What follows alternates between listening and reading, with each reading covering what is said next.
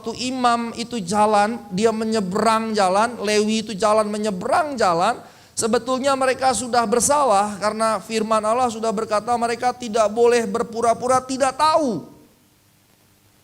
Jadi dia berjalan di seberang untuk menghindari kewajiban Taurat, untuk menghindari melanggar, tetapi sesungguhnya mereka melanggar firman Tuhan.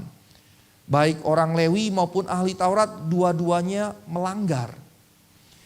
Nah Ibu Bapak yang terkasih, perlu kita ketahui kalau korban yang digebuki tadi, yang berjalan turun dari Yerusalem menuju Yeriko, kalau kita lihat treknya Yerusalem ke Yeriko, maka sebetulnya korban yang dipukuli tadi sangat mungkin juga adalah seorang imam. Sangat mungkin seorang imam. Saya katakan sangat mungkin karena ini tafsiran. Di teks sendiri tidak dikatakan begitu. Mengapa saya katakan sangat mungkin? Karena ternyata dari hasil penelitian, orang-orang yang bekerja di bait Allah, baik imam kepala, ahli-ahli Taurat dan lain-lain, itu tinggalnya di Yeriko. Jadi Yeriko itu jadi semacam suburban, semacam kota penopang. Sama seperti banyak orang Depok yang kerjanya di Jakarta. Jadi dia pulang Jakarta Depok dan seterusnya. Nah imam kepala, ahli-ahli Taurat yang kerja di bait Allah, mereka tinggal di Yeriko. Sehingga itu jalur mereka sebetulnya. Jalur mereka. Artinya dengan kata lain, si korban yang habis digebuki tadi sangat mungkin adalah imam. Dan ini yang menyentak pikiran saya. Mengapa menyentak pikiran saya? Karena berarti si korban dengan orang Lewi dan ahli Taurat sebetulnya sesamanya. Sebetulnya si korban dengan imam dan orang Lewi atau dengan ahli Taurat yang lewat tadi itu sesamanya. Sama seperti katakanlah di sini kita satu keluarga Logos Ministry Indonesia. Kita adalah sesama di sini. Kita bersenda gurau, bercanda, ngobrol, sharing, saling menghibur, saling menguatkan dan seterusnya. Tahu-tahu kemudian ketika kita jalan bubar bareng-bareng keluar di sana misalnya, terus Pak Ronald ketabrak motor. Contoh saja ya Pak. Jangan sampai terjadi ya Pak, amit-amit cabang baby ya Pak. Amit-amit cabang baby jangan sampai terjadi. Ketabrak motor gitu. Ketabrak motor terus di sininya luka, berdarah begitu kan. Terus kemudian Pak Freddy lewat, biarinin aja jalan terus. Terus Pak Jimmy lewat, biarin saja jalan terus. Terus saya juga lewat, biarin aja jalan terus begitu. Itu berarti kita cuma jadi sesama di gereja, dan menjadi sesama di gereja itu munafik. Munafik. Kita bersaudara di gereja, tapi di luar sana kita tidak bersaudara. Nah kira-kira begitulah gambaran konteksnya ini. Si orang korban itu sama-sama kerja di bait Allah dengan si imam dan orang Lewi ini.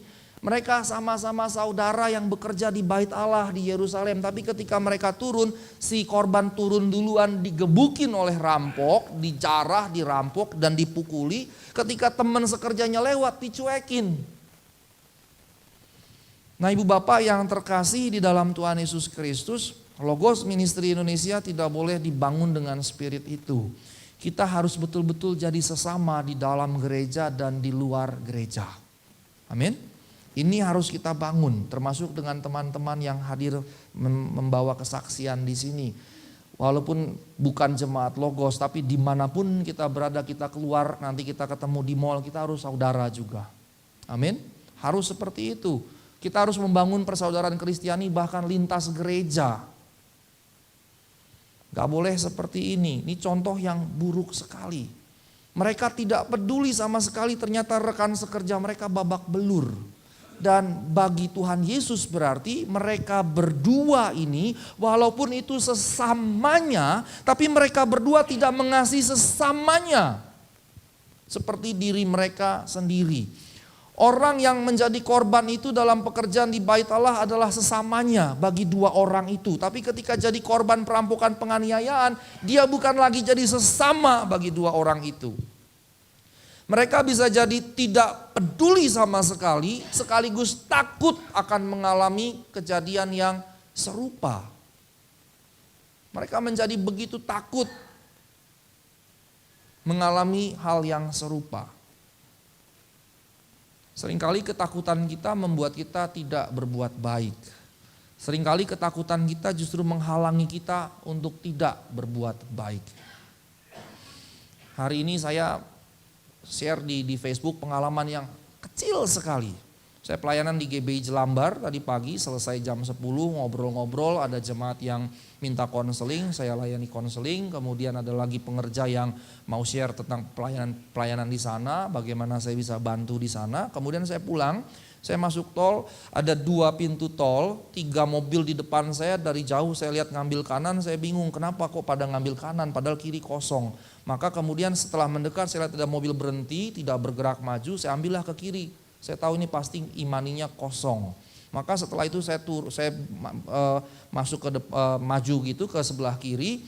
Kemudian si pemilik mobil langsung turun datangi saya. Saya tahu ini pasti imaninya kosong. Terus bilang, "Pak, saya boleh pakai imaninya?" Saya bilang, "Silakan." Dia langsung kasih 10.000. Saya kasih kartu saya, ada penjaga di situ, kartunya dikasih ke penjaga. Kemudian dia jalan keluar, kartunya dikasih saya, kemudian saya jalan. Seandainya saya ambil kanan, berarti dia masih mesti menunggu orang lain lagi.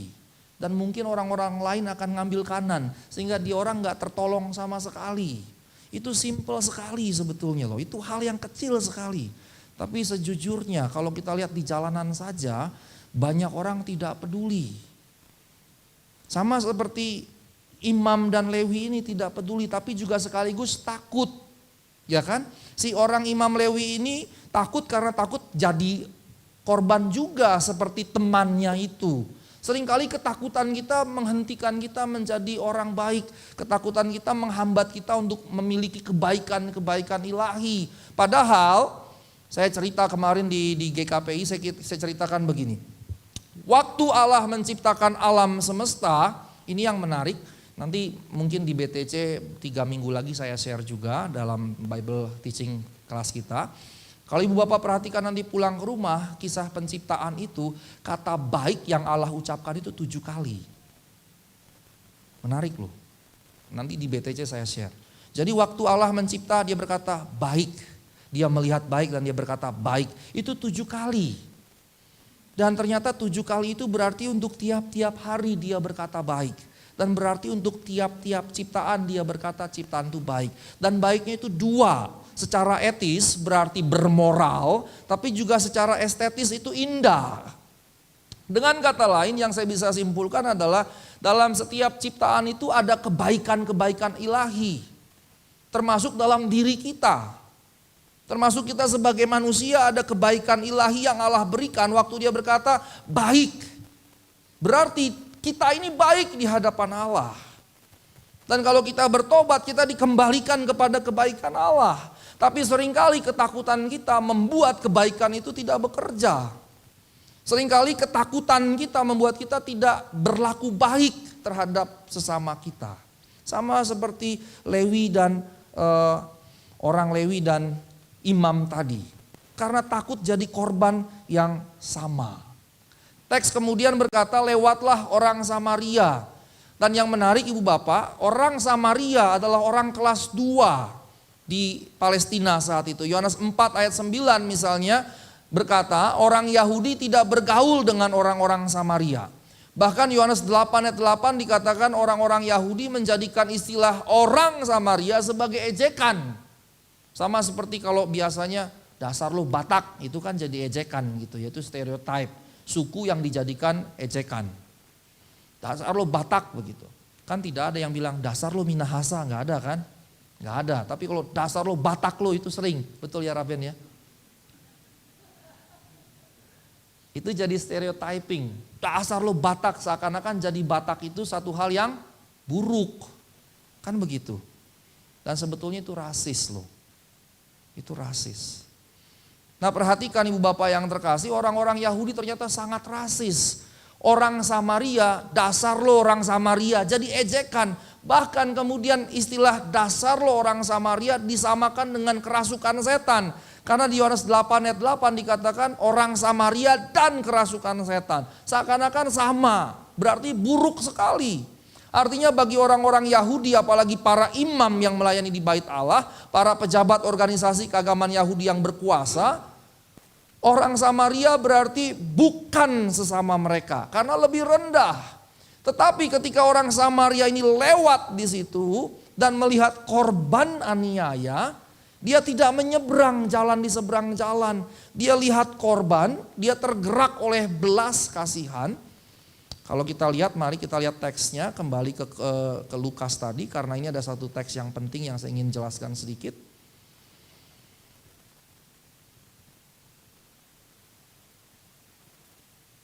Ayat 33. Ini salah satu ciri khas menjadi orang Kristen. Kita baca ya bersama-sama.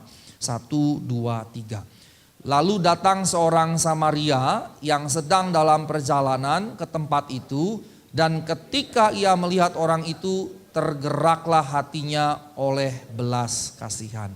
Ini salah satu kualitas menjadi orang Kristen. Menjadi orang Kristen harus memiliki belas kasihan yang menggerakkan. Kita tidak bisa berkata saya orang Kristen tapi kita tidak digerakkan oleh belas kasihan. Melihat orang susah, melihat orang sedih, melihat orang bermasalah, kita cuek bebek. Itu bukan Kristiani. Itu sama sekali tidak Kristiani. Kalau kita mengaku kita adalah seorang Kristen, maka kita harus memiliki belas kasihan yang jadi drive, yang jadi motor, yang menggerakkan kita untuk menolong orang-orang yang lemah. Kalau tidak, jangan ngaku Kristen. Ini prinsip yang penting. Mengapa? Karena ternyata belas kasihan yang menggerakkan ini juga yang menggerakkan Tuhan ketika Tuhan menolong, menyembuhkan orang-orang sakit, membangkitkan orang mati. Kalau ibu bapak nanti punya waktu lagi, galilah teks Alkitabmu, perhatikanlah sebelum Tuhan melakukan mukjizat biasanya Alkitab mencatat maka tergeraklah Tuhan dengan belas kasihan. Maka tergeraklah Tuhan dengan belas kasihan dan ia menyembuhkan. Maka tergeraklah Tuhan dengan belas kasihan, Tuhan melipat gandakan 5 roti 2 ekor ikan menjadi cukup memberi makan 5.000 orang. Di kejadian berikutnya cukup untuk 4.000 orang dan seterusnya. Jadi ternyata memiliki belas kasihan yang menggerakkan itu menjadi esensial sekali di dalam mengikut Tuhan karena itu ciri khas Tuhan sendiri. Nah ibu bapak yang terkasih dalam Tuhan Yesus Kristus, orang Samaria ini tergerak oleh belas kasihan dan kemudian menolong.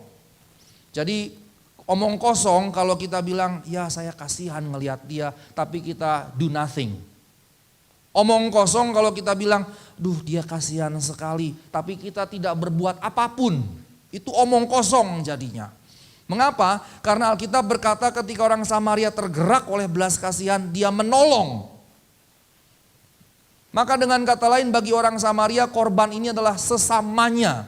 Orang Samaria kemudian membalur korban dengan minyak dan anggur. Ini ternyata punya kemampuan sanitasi dan medikasi. Menyembuhkan, menghilangkan bakteri dan seterusnya. Dan orang Samaria ini tanpa rasa takut, tanpa rasa jijik, membalut luka-luka. Dibalur dengan minyak dan anggur, kemudian membalut luka-lukanya. Saya teringat waktu saya sebelum ke Jerman, saya juga menggembalakan satu jemaat kecil di Gunung Sahari. Kemudian siang ibadahnya, siang ke sore begitu. Kemudian kami mau fotokopi untuk kepentingan jemaat. Kemudian itu sekitar jam-jam berapa ya, 10-11 begitu. Di belakang saya ada orang mabok. Orang mabok, istri saya pasti ingat. Orang mabok gitu, saya bingung kok jam 10 pagi masih teler gitu, masih goyang-goyang begini. Terus mundur jadi tukang parkir tapi mabok gitu. Terus dia bilang terus. Di situ ada penutup got dari kayu, kemudian dia bilang terus tapi kakinya ketinggalan. Terus kelindes sama mobil saya. Jempolnya ketinggalan, dia nggak pakai sepatu sama sekali, nggak pakai apa-apa.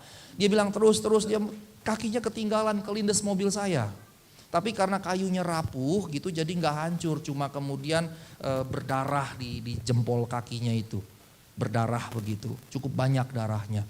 Nah saya sejak kecelakaan itu kalau ngelihat darah langsung gitu. Langsung gimana gitu, kurang nyaman kalau ngelihat darah. Nah istri saya kemudian manggil itu orang, kemudian istri saya beli aqua, beli alkohol begitu, beli perban, kemudian beli tensoplas, kemudian dibersihin sama istri saya, kakinya dibersihin, lukanya dibersihin kayak begitu. Terus kemudian dia bungkus, dia kasih betadin, kemudian dia kasih lagi tensoplas. Dia kerjakan selama cukup lama waktu itu. Saya lihatin istri saya pikir ini cocok juga jadi perawat ini istri saya. Kenapa jadi sekolah teologi ya kemarin ya? Nah ibu bapak yang terkasih seringkali entah rasa takut, entah jijik, entah apapun itu membuat kita tidak mau menolong orang. Tapi waktu yang saya perhatikan dari apa yang istri saya kerjakan dia mau menolong, dia balur gitu. Nah ibu bapak yang terkasih dalam Tuhan Yesus Kristus, ini adalah pengorbanan pertama dari orang Samaria ketika dia balur dengan minyak dan anggur itu mahal kan. Terus dia balut luka-lukanya. Ini mahal, minyak dan anggur ini mahal, ini pengorbanan yang pertama. Kemudian dia naikkan ke atas keledai, kemudian di atas keledai dia naik, berarti kalau keledai kan gak mungkin 2 orang. Jangankan segede Om Albert nih, atau Om Freddy naik keledai. Segede Pak Bule aja naik keledai gak bisa 2an orang, karena keledai kan kecil, kan begitu. Apa yang saya maksud ibu bapak? Yang saya maksud tadinya dia yang naik keledai kan. Tadinya dia yang naik keledai, begitu ada korban, dia balur lukanya, korban ditaruh di atas keledai, lalu dia yang punya keledai ngapain? Jalan kaki, nuntun. Bayangkan, pengorbanan yang kedua. Ini luar biasa. Apalagi kalau diingat dia juga bawa barang-barang. Betapa melelahkannya bawa keledai, ada orang terluka, ada barang-barang, terus dia harus nuntun itu. Luar biasa yang dia kerjakan, pengorbanan yang dia lakukan. Kemudian setelah tiba di penginapan, Alkitab mencatat dia merawat orang yang teraniaya ini. Dia rawat lagi. Ini pengorbanan yang ketiga. Nah besoknya kemudian dia panggil pemilik penginapan, dia kasih 2 dinar, denarius. Di mana 1 dinar itu upah 1 hari kerja. Berarti dengan kata lain waktu dia bilang kalau pakai ini, nanti kalau aku kembali, kalau engkau gunakan lebih, aku tambahin. Dengan kata lain berarti waktu dia beri 2 dinar, mungkin saja dia akan pergi 2 hari. Hari ketiga dia datang, begitu ya, karena 2 dinar itu upah 2 hari kerja. Ini berarti pengorbanan yang keempat. Nah ibu bapak perhatikan apa yang dikerjakan oleh orang Samaria ini. Pengorbanan yang besar dilakukan oleh orang Samaria yang dianggap hina oleh orang-orang Yahudi. Dan kemudian setelah Yesus bercerita tentang hal ini, Tuhan Yesus kemudian bertanya kepada ahli Taurat, siapa di antara ketiga orang ini, imam, Lewi, dan orang Samaria, menurut pendapatmu adalah sesama manusia dari orang yang jatuh ke tangan penyamun tadi? Perhatikan, ahli Taurat ini pun tetap masih angkuh. Mengapa angkuh? Karena dia tidak berkata orang Samaria. Dia hanya berkata orang yang telah menunjukkan belas kasihan kepadanya. Masih ada keangkuhan untuk mengakui bahwa orang Samaria yang dianggap hina oleh orang-orang Yahudi itu lebih berbelas kasihan dibandingkan orang-orang Yahudi itu sendiri. Sebuah bentuk kesombongan rohani. Sudah jelas mereka mengakui orang Samaria lah yang menjadi sesama bagi orang yang dianiaya tadi. Tapi toh tidak mau menyebut orang Samaria. Dia hanya bilang orang yang telah menunjukkan belas kasihan. Nah yang menarik ibu bapak dalam cerita ini ada hidden actor, ada aktor yang disembunyikan, yaitu pemilik penginapan.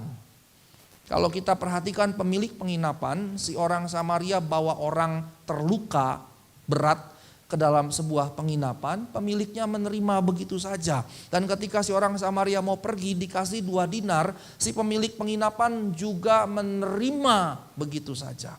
Dalam teks Yunani pemilik penginapan ini pandechoi istilahnya. Pandechoi.